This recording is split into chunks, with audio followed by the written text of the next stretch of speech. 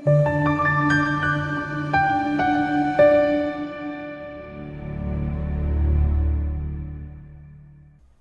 kwamukele kuyithanda igama kuPastor weNingi njengokhulu kuyithoba nokuzehlisa sibonga nje ithuba lokukhuluma nawe ngokukhethekile ngane kwethu uNkulunkulu ekubusise uNkulunkulu ekulondoloze uNkulunkulu evule iminyango sizoletha ke ingosi yamaphupho ngokukhethekile sokhuluma la ngamaphupho amabili amathathu ngethemba ukuthi uyawazi ucaciseleka qhubeka usubscribe qhubeka ubukele qhubeka ubuze asikhulume la ngephupho likaNkosi nathi akaphelezwe ukuthi ke sanibonani ekhaya ngicela ukubuza ukuchazana uphupho ummbila ophekiwe oluhlaza nowosiwe.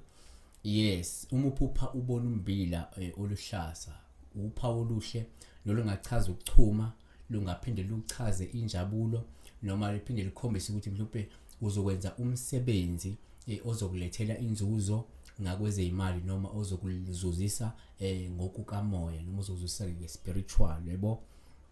Kodwa futhi singakuveza ukuthi uma uphupha ukuthi ubona ummbila ophekiwe noma ke uyawupheka lowo mmbila loyo kungaba uphawu oluhle futhi kodwa olungabika la ukuthi ke mhlawumbe uneyinsiza ezanele nesifanele empilweni noma unamandla mhlawumbe noma uneziphiwo ezithile noma kunama akhono okuguqula impilo yakho ibe ngcono ngiyabona.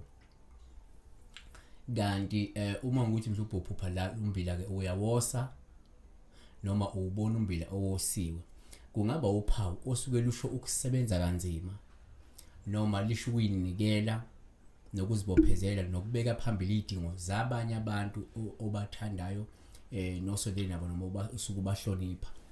Kungaphinde kusho la ukuthi mhlawumbe kunengcebo noma impumelelo engahle ize kuwena ngokusebenza ngokuyinikela nakuyikhandla empilweni yabona noma ke uzobhekana nezimo ezinzima kodwa uzophumelela kuzo kalula empilweni.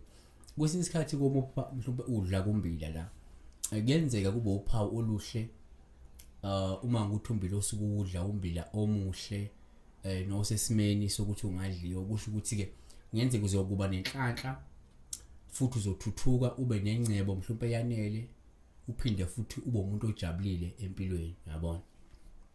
Kanti futhi uma uphupha la mhlawumbe ukuthi ubona ummbila kodwa onganele ukuthi ningawudla nalabo bantu osuke unabo lokhu kubi ema ukuthi kunabantu asuke bekhona kodwa ummbila okhona mncane ukuthi ungalingana inani labantu osuke bekhona ephushweni.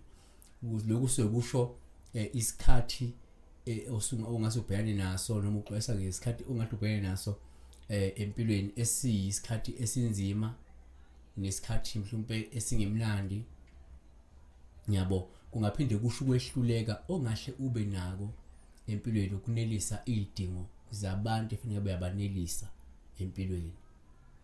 Kanti asihlabele phambili ngokubheka la uNthabeleng eMatabane uthi ke la ngibingelele pastor weNingi ngisacela ke la ubuza ukuthi mhlawumbe kusho ukuthini uphupha amawele sengijwayele ukuliphupha leli phupho kodwa ke asikuveza ukuthi uma uphupha mhlawumbe ubona amawele noma ungathi ke wena umuntu onamawele uphawu luhle kakhulu osuke lubika la ukwaneliseka lungaphinde la lisho ukwethembeka kwabantu osuke unabo empilweni lungasho isimo senhlanhla esingase sikwembathe noma sisuke sikwembethe wena noma ukusimama kwebhizinisi ongahle ube nako noma onako njengamanje noma ke kuzoba nesiqaleshi esisha empilweni. Ngona umunye ngathi no mina kupheka ngona amawele amantombazane la uma uphupha ubona amantombazane noma amawele ngamantombazane lolu kungaba uphawu osuke libika isimo senjabulo isimo senhlala kahle noma ukuphela kokukhombana emndenini mawusho ukuthi umndeni kade ukhombana noma ke kuzoba nempumelelo ethile uma ukuthi umuntu onebusiness uyabona.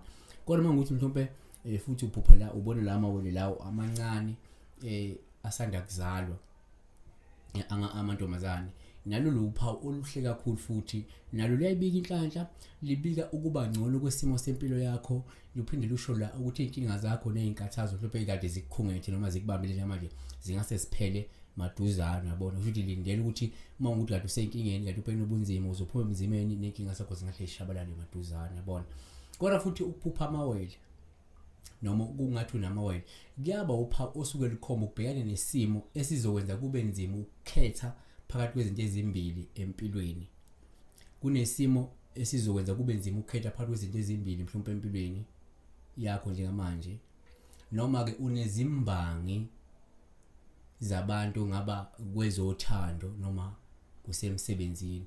Kusho ukuthi lawo mawele lawo usukuwabona angaveza ukuthi ngenze uma ukuthi amawele esilisa, kusho ukuthi kunembangi yomuntu wesilisa ekhona njengamanje empilweni yakho. Kanti uma ukuthi mhlawumbe umuntu wesifazane, amawele esifazane noma ngamantombazane, so kusho ukuthi kungenzeka uzoba nembangi noma kunembangi onawo kwezothando noma ongabe semsebenzini noma esebhizinisi, but kunomuntu usuke ayimbangi yakho empilweni. Kodwa kasiphethe la ngo gift. Siyabonga ukuthi ke ngiyabingelela pastor, ngiphupheke la amakaka wenja engathi ke icisheke ngawanyathela, but awanyathela nje ngizokhuluma ngawo uma uphupha mhlawumbe indle yenja. Lolu uphawu komunye lingasho isichitho, komunye lingasho izinkinga abhekene nazo, kodwa ezidalwa ukuthi mhlawumbe umuntu ongazethembi lowo muntu lo, yabona.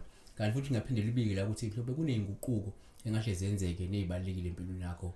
Lindele mhlawumbe certain changes engahle ebe khona empilweni yakho. Sema kakhulu uNkulunkulu engathi ke angibusisa, uNkulunkulu enilonde. Siyabonga.